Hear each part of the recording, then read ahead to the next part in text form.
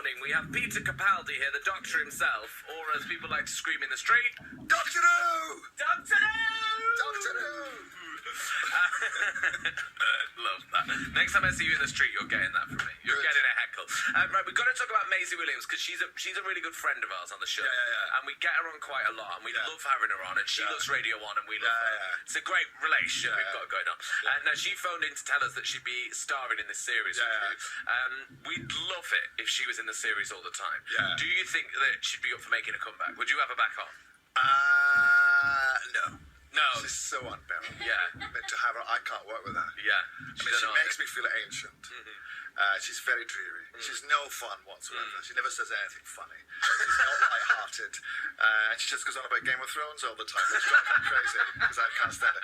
No, I love her. I think she's absolutely amazing. And to have her around, she's just such a laugh, isn't she? She really is. She's so incredible. fun. I know. She keeps teaching me new words, you see, because she thinks I'm like a really ancient old guy. Right. So, well, in fact, I am. And I literally can't understand what she says most of the time. But she'll teach me things like ape. She tells me that ape is the word that young people to describe.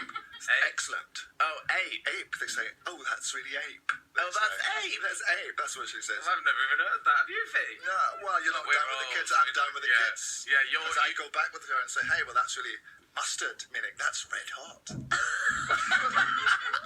That's an old-fashioned one. That's really mustard, man. Okay. She's great. She's great to have her on.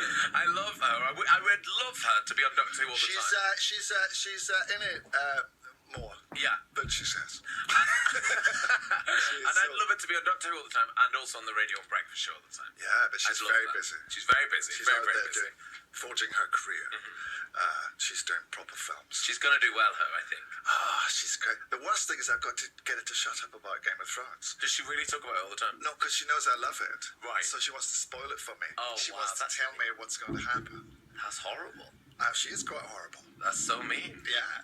So I just have to say, Maisie, just be quiet. Don't mention it. She goes, I'm dying to tell you. I'm dying. She says, don't say a word. Don't say a word, Williams. Yeah. And also, a forthcoming episode features Just You. Forthcoming episode. Just You. Yeah. Just You, Peter. It's called a one-hander in the business. A one-hander in the business. I never knew Very that. theatrical. It's a one-hander. We learned that yesterday. You're heading to the RSC. Yeah, it's a one-hander, dear. How was that? Is that a lot of pressure? It just you in the episode? A one-hander? Yeah. Yeah. Do you find a one-hander tough? A one-hander can be quite tough. Yeah. It's quite pleasurable Right. in its own way. Yeah, but it's the lovely thing is you get to because it's just you probably work much more closely with the rest of the crew. We have a famously fantastic crew on Doctor Who in Cardiff, and to spend every day working with them is brilliant. You get a bit. At first, you think it's fun not having any other actors around, and then you realise how much you bounce off other actors, and how much fun you have with Jenna and Maisie and people like that. It's just me. You know, and I can be quite dreary company. Right. So much as it was a challenge, I was relieved when we moved on to another. When you got it episode, back, yeah. and some other, and the gang sort of came back because it's quite fun. But no, it was great. I mean, it's a really strange episode. It's quite. I really sort of don't want to give it away, and I feel as if I say anything about it at all, it'll just give it away. Yeah, and people go crazy if we They go crazy if you give away. We can't give things away. What is like the one day when you've been at work where maybe you've been like, I don't know, wrestling with an alien or being chased by like some weird blob? Has there been a moment where you're like, what the hell am I doing today?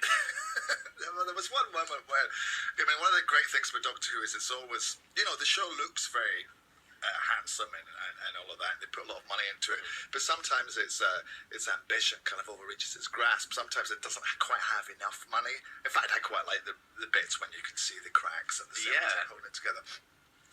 But I once had to fight a giant spider, and they brought the giant spider in, and they just threw it at me.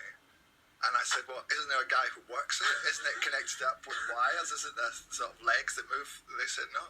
No, that's it. Said, you just fight it. Yeah, just so they deal just with threw this giant rubber spider at me. I just had to go.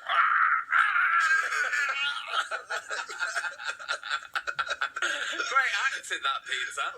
Well, I've been practicing that for years. Fifi, jump on Peter, pretend you're a giant spider. Go on.